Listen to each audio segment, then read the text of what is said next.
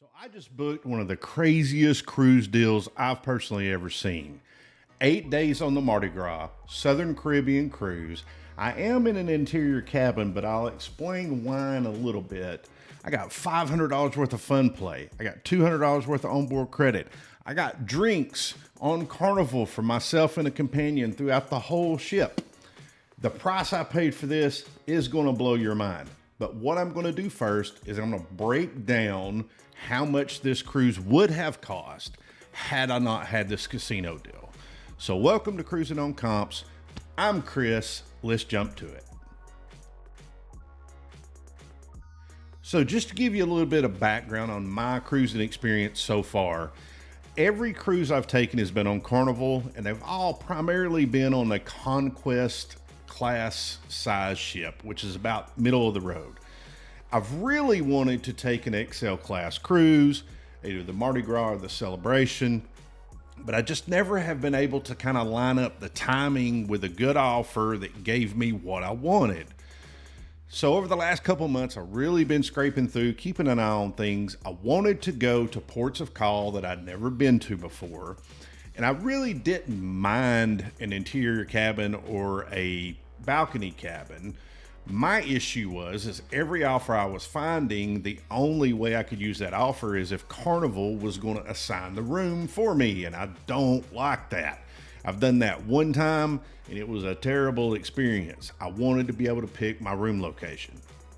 So finally, I dug in, and I had two options. I could either do a balcony room with $200 of fun play, $200 of onboard credit, drinks on Carnival throughout the ship, or I could do an interior room with $500 of fun play, $200 of onboard credit, and drinks throughout the ship.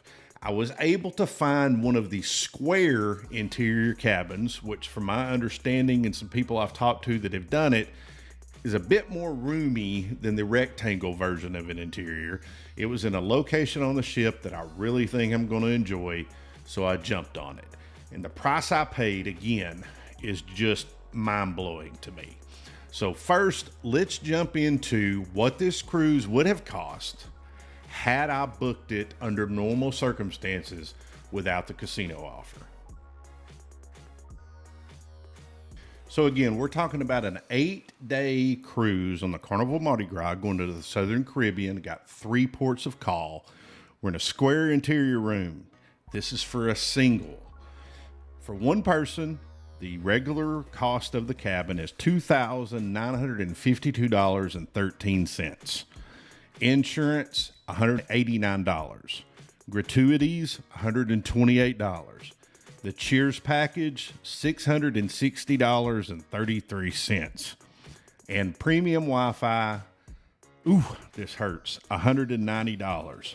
That brings the total cost to $4,119.86, and that does not include any type of fun play or any type of onboard credit.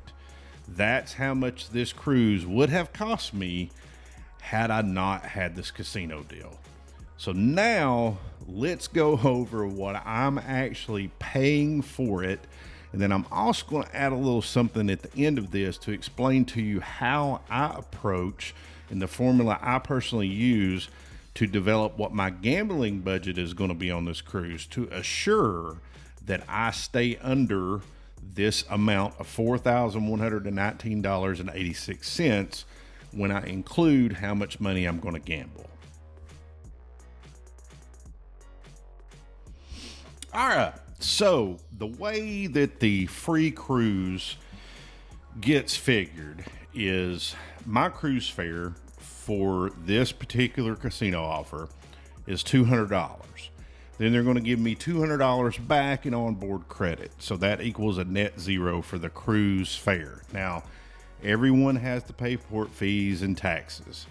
So the port fees on this particular cruise is $88.26. The taxes is $85.87. Then my insurance is just $49. And to be honest with you, I'm not sure why there's such a big difference on the insurance cost, but that's the figures that it gave me.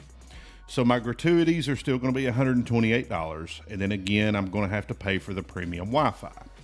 However, I've got $200 of onboard credit. So $128 for the gratuities is going to come out of that $200 of onboard credit.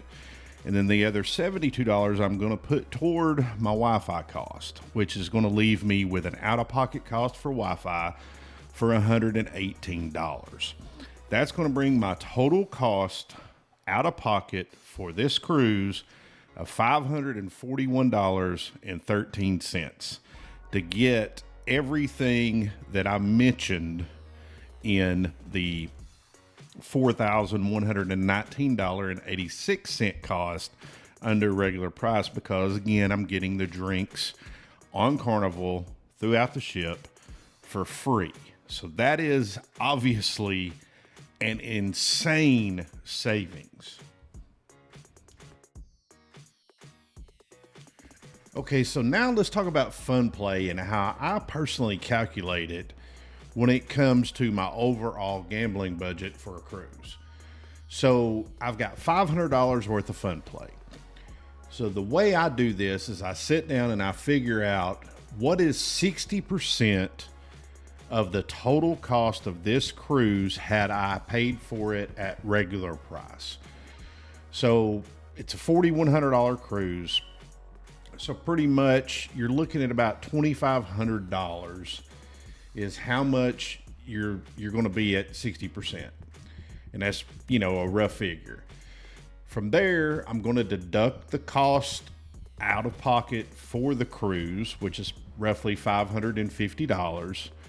And then I'm also going to deduct the $500 worth of fun play that I'm getting, because that's money I don't have to pay out of pocket for, but they're going to give that to me. So that leaves me with roughly $1,450. That's the amount that I will take with me as a bankroll out of pocket. And that'll put me at about, $1,950 for a bankroll for the cruise. That gives me plenty of money for the cruise to be able to go have fun and gamble in the casino on a daily basis, get some points. And the reality is, even if I lose all of it, which is unlikely for me, generally if I get down to a certain point, I'll just stop playing. But even if I were to have lost all of it, I've got $1,450 out of pocket for gambling, and I've paid $550 out of pocket for the cruise itself.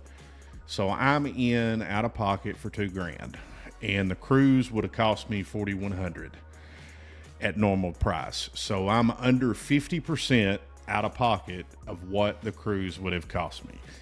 That's how I personally do it, to try to stay ahead of the game and make sure that the value that I'm getting out of something is not me paying more for it than it would have cost me otherwise. So sit down and if you want to use that calculation, that's great. If you want to use a different calculation, whatever your budget allows, that's great too. The way I base these figures is you can just go to the Carnival's website and not log in if you're already, in their system. And then you can just look up a cruise and it'll show you how much that cruise would cost you under normal circumstances. So that would be your base, and then just figure it from there. So I encourage you to at least do something like that to set a budget.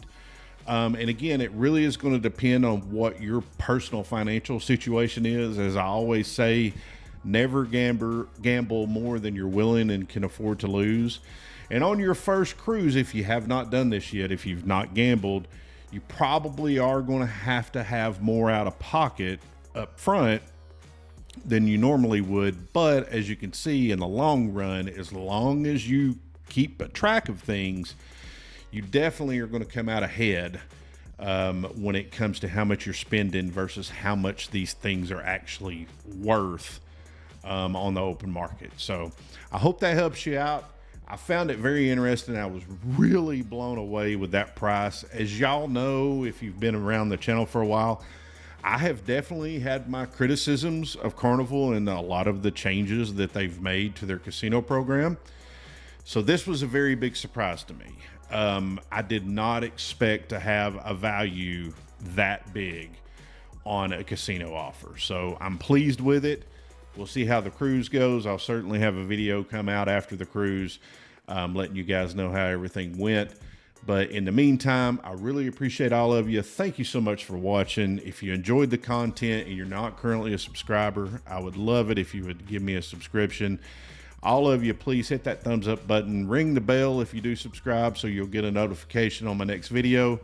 But otherwise, thank you once again for watching. I really appreciate it, and I will catch you on the next one.